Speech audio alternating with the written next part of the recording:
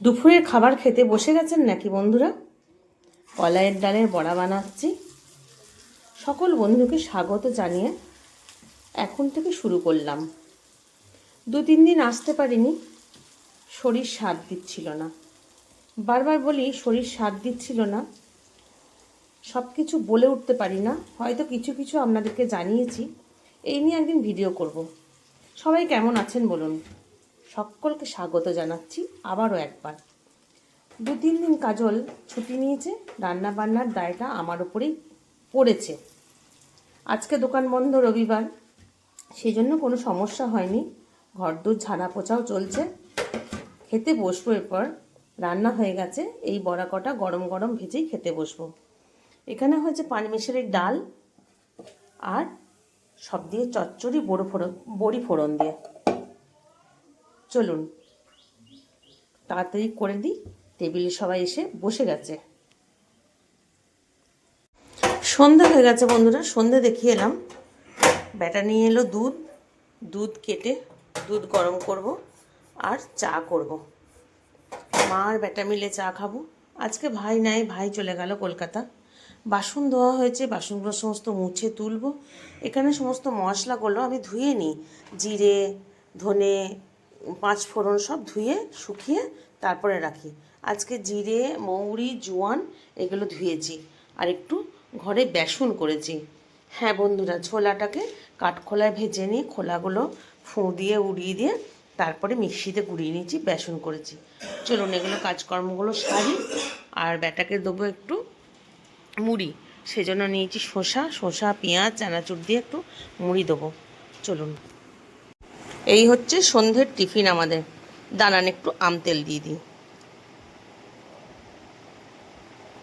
আর আজকে ভাই নাই, মনটা খারাপই লাগছে। কারণ আমি ব্যাটা সবাই 3জনা মিলেই তো খেতাম। যাই হোক, নিজের পায়ে প্রতিষ্ঠিত হোক, নিজে দাঁড়াক, নিজে উন্নতি করুক। মন খারাপ করলে তো চলবে না বন্ধুরা। না,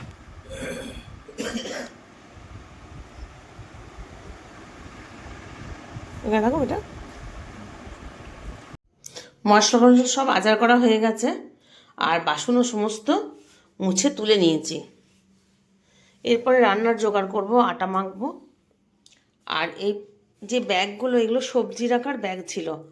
এগুলোতে সবজিগুলো ভীষণ ড্রাই হয়ে যায় বন্ধুরা, তার জন্য ওই গোটা জিরে, ধনে, সর্ষে যেগুলো এর মধ্যে ধুয়ে এর মধ্যে তারের মধ্যে একটা ক্লিপ দিয়ে লাগিয়ে দিই, তাহলেই শুকিয়ে যায়। আর আবার কিছু কিছু এটার মধ্যেও মিলে দিই, যাতে যেগুলো অনেকটা থাকে। আর এই বাসন গুছানো হয়েছে মোটামুটি। মোটামুটি বলছি এই কারণে, কারণ এখনও বাইরে অনেক বাসন আছে, সেগুলো সব তুলবো, মুছবো। আর ব্যাটা ওইদিকে আঁকছে।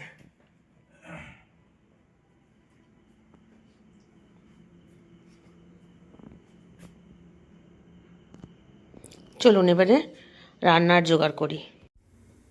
আচ্ছা বন্ধুরা, বলুন তো, পরমান্ন মানে পায়েস খেলে নাকি আয়ু বাড়ে। সত্যি কি তাই? পায়েস খেলে আয়ু বাড়ে? আবার সেটা যদি হয় জন্মদিনে, তাহলে কি সত্যিই বাড়ে? তাহলে মেয়েদের ক্ষেত্রে নয় কেন? তাহলে মেয়েদের কি আয়ু বাড়ার দরকার পড়ে না? যারা এই নিয়ম কানুন কুসংস্কার চালু করেছিল, তারা কি জানতো না যে মেয়েরা না থাকলে আমরা হব না? যাই হোক, আজ সেই বিশেষ দিন, আজ আমার জন্মদিন। মা ভাবে পায়েস করে দেবো, কিন্তু ওই যে ভয়, কুসংস্কার, আতঙ্ক। আমার বেটা দুপুরবেলায় যেয়ে বলল, দিদা মাকে পায়েস বানিয়ে দেবে না? মা বলল, দিতে তো ইচ্ছে করে, কিন্তু ভয় লাগে। আর খাবার দাবার মা বলেছিল পাঠিয়ে দেবো, লুচি, মিষ্টি, ঘুগনি। কিন্তু হঠাৎ মায়ের এত দাঁতের যন্ত্রণা আরম্ভ হলো। বয়স হয়েছে তো, একটার পর একটা ব্যাধি লেগেই থাকে। যাই হোক, আমার বেটা শেষে বলল, মা পায়েস আমি তোমাকে বানিয়ে দেবো। আমি না, দিদা যখন দিতে পারছে না, তোমাকেও করে দিতে হবে না। তুমি যখন বলেছো, এটাই আমার অনেক। তাহলে মা তুমি আমার রুটি খাবে না, তুমি নাই লুচি করো নাই পরোটা করো। যাই হোক, একটু লুচি বানাচ্ছি আর এইদিকে একটু আলুর তরকারি। আজকে আমার জন্মদিন। চলো বন্ধুরা লুচি কটা ভেজে ফেলি।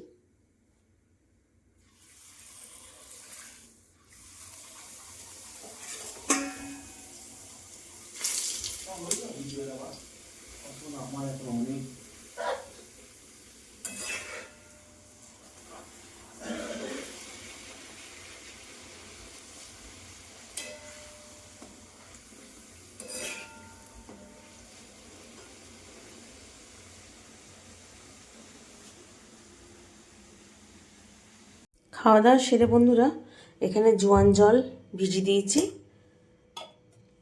বাদামও ভিজিয়ে দিয়েছি, দুধগুলো সমস্ত ঢাকাঢুকি দিয়ে জিনিসপত্রগুলো সব ঢাকা দিয়ে রেখে দিয়েছি।